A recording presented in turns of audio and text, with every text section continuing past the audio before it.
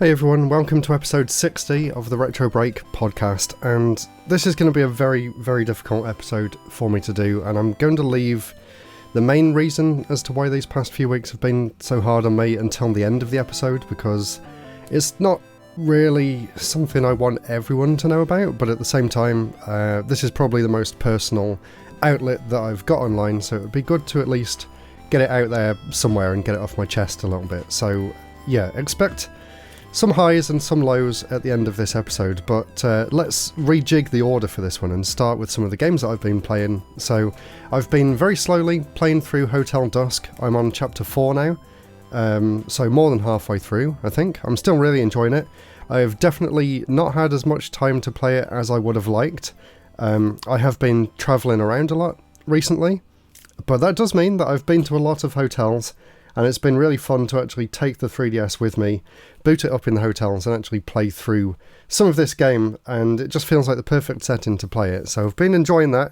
I've also really been enjoying getting Street Pass again, as I've been taking my 3DS around with me. And something else on the 3DS that I've really been enjoying is actually a homebrew port of Super Mario 64 that is in 3D and 60 frames a second, and it is just incredible.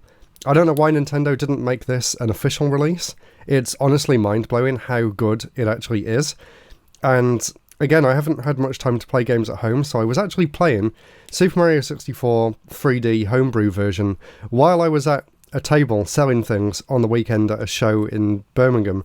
It was quite slow on the Sunday, and I had my 3DS with me to get Street Pass anyway, so I thought I would boot it up and check it out, and I actually ended up, in between serving customers, getting about 30 stars in the end, and I absolutely loved every minute of it.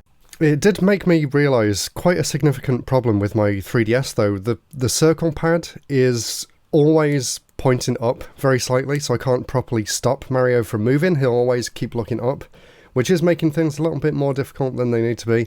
I noticed it on the main menu when you move the cursor around, it was constantly moving up to the top of the screen, which is really frustrating. I don't know if there's an easy way to fix that. If anyone knows, let me know down in the comments below. That would be really helpful. And literally the only other game that I've been playing since the last one of these episodes is Mario Kart World on the Nintendo Switch 2. And it is amazing. I've played it a lot in multiplayer online, and I've played it quite a bit now in single player as well. I was actually playing it last night after work, and I managed to get 3 stars on all of the Grand Prix races, cups, whatever you want to call it, and I was quite surprised to see that nothing happened. I thought that would unlock mirror mode, but maybe I need to go through and do the knockout mode as well, which I'm slowly making my way through. I've done 3 of them so far in single player, and I'm a little bit confused because even though I ended the races with 20 coins and came in first, I only got 2 stars instead of 3, so I don't know if there's something extra that I need to be attempting to do in that knockout tour mode. Do I need to do more tricks? Do I need to stay in first for longer during the entire race? Not entirely sure. Might look that up so I can try and 100% complete the game. But apart from not quite understanding that, I'm really enjoying it. I enjoy the free roam aspect. The online multiplayer is amazing, obviously. Love the controls, love the graphics. The soundtrack is, honestly, one of the best soundtracks that Nintendo's ever put together for any game. There's so many amazing remixes of classic Mario music, not just from Mario Kart either. It really is a mind-blowing game, and I am so looking forward to Donkey Kong Bonanza as well. I watched the direct for that the other day, and that looks incredible. Really can't wait for that. That's coming out soon, so hopefully I can get Mario Kart out of the way. And I also want to try and move on to Yakuza 0 before that comes out. I don't know whether I've got time to do that. But yeah, we'll see how things go. So that is it for the gaming section. Let's move over to projects now, and I'll start with one that I kind of briefly brought up in the last video that I uploaded, although I'm not really sure whether this is ever going to come to fruition or not. So in that last episode, I mentioned that a member of my Discord and a good friend of the channel, Zero Irregular, sent me over a Blu-ray. It was of a gaming historian, and it gave me the idea that I really want to release something physically as well outside of YouTube, so that people can actually say they own something that I've actually made in person. So I would love to make a Blu-ray release of some of my videos. At first I was planning on doing that for the Nintendo History series, but honestly, the longer the time has passed since I released that series, I see so many things that I could have done better. They kind of drag on a little bit, like the full thing is nearly 4 hours long. I don't even know if that would fit on a Blu-ray disc, for one thing. Might have to go across 2 discs. So I was thinking, instead of just doing that Nintendo History one, maybe I'll wait until I've done the Everything You Need to Know series and then release that per console, so we could have a range of different Blu-ray releases going across Game Boy, Game Boy Advance, NES, SNES, Mega Drive, Dreamcast, whatever.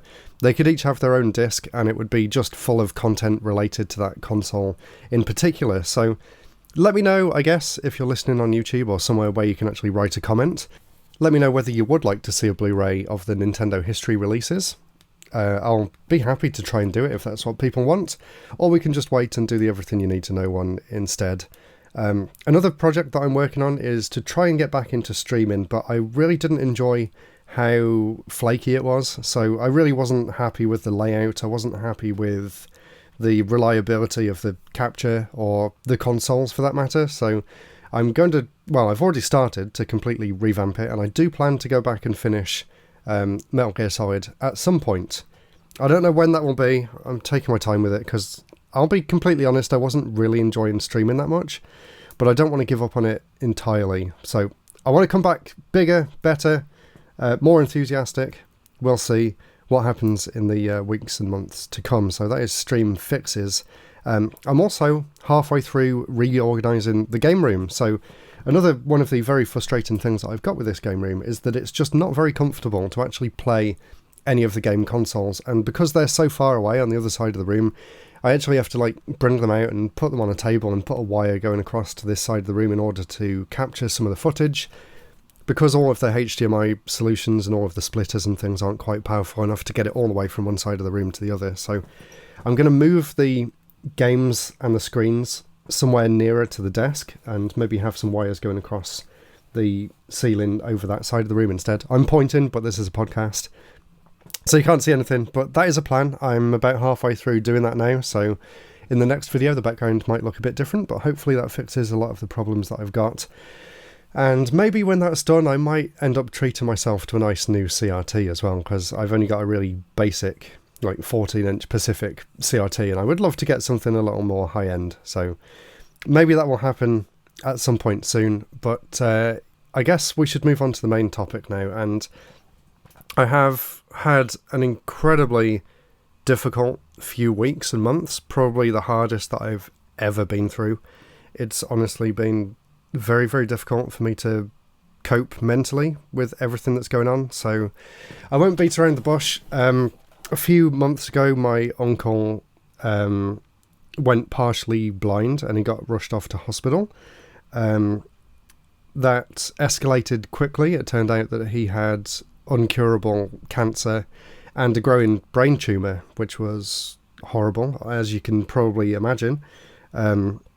I've mentioned him in a few podcasts and videos in the past. He was helping me when I was a kid come up with that spot slime idea that I talked about in the in my game dev journey series. I'm trying to say all this without crying. Yeah, he was a big influence on me growing up. A lot of my independence that I feel I've got, like the fact that I'm happy going around on my own and everything, pretty much stems from how he lived his life. He was a very independent person. He would go on holiday on his own regularly. He's basically travelled all around the world, and he'd visited some incredible places. That was one of the ideas behind the spot slimes and why they were basically named after different parts of the world, because it was all the parts that he'd been while I was growing up, so I would always make a spot slime based on that.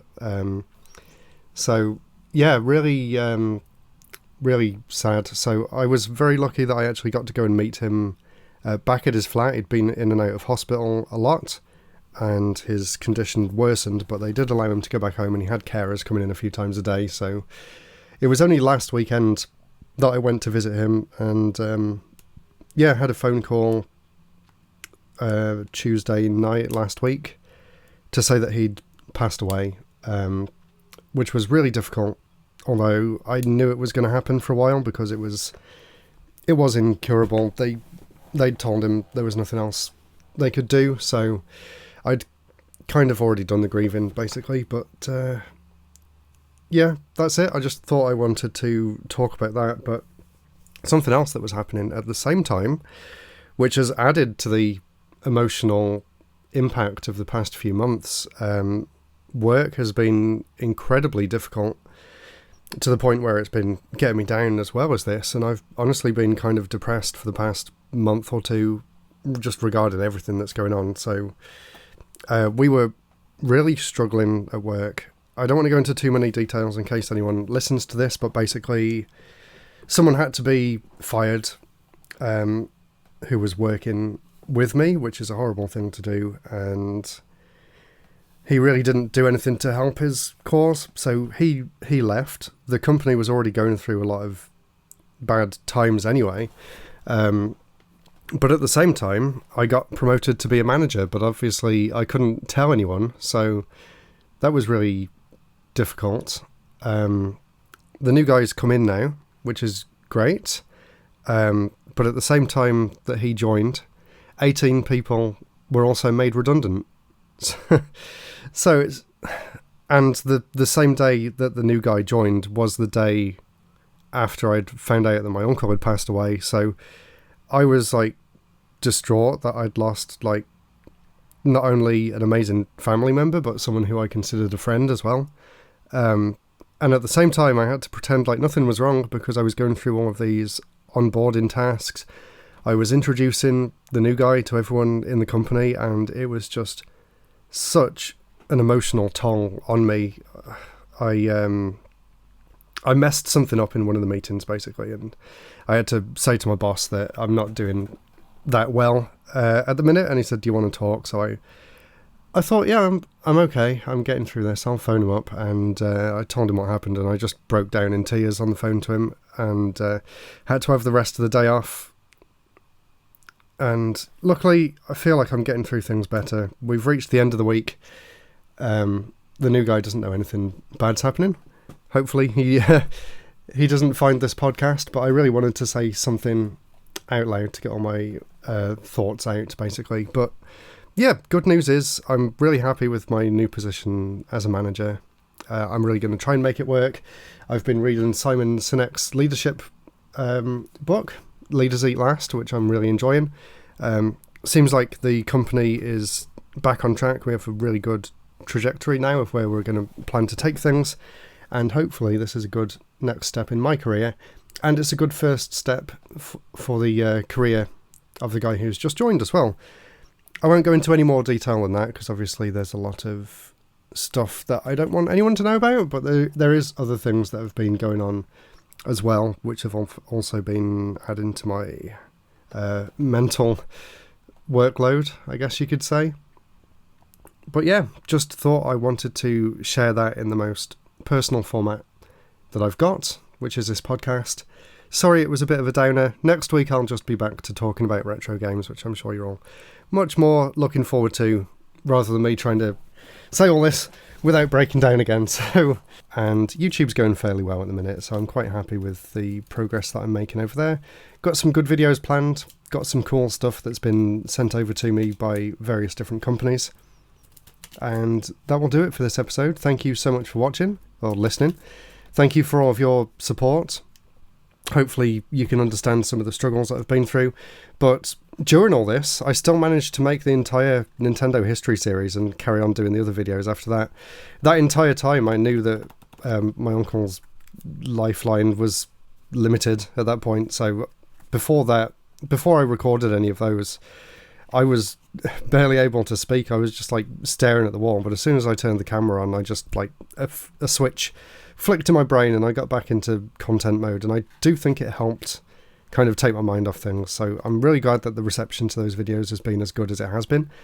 And it was definitely helpful for me. And it also made me think that, yeah, this feels natural. It feels like the right thing for me to be doing. So it kind of solidified my position that yes, I do want to keep doing YouTube. No matter how good or bad things are in my life, I always want to try and keep making videos, or at least some kind of thing to put out there online. I just need to get better at trying not to have any expectations for it. I can only control what I do. I can't control the output, which is something that I've been wrestling with for a long time, and I feel like I need to change my goals to be less output oriented and more process oriented, I guess, is the right way to think about it. So maybe that's something that I can try and consider for the second half of 2025 and into 2026. Anyway, I think I've ended this podcast like 3 times already, so I'm going to go now. Thank you so much for listening. It was great to get all this off my chest. Hopefully I didn't say too much and overstep the boundaries with anyone. But that is it for now. Thank you, and I'll see you all again very soon. Goodbye.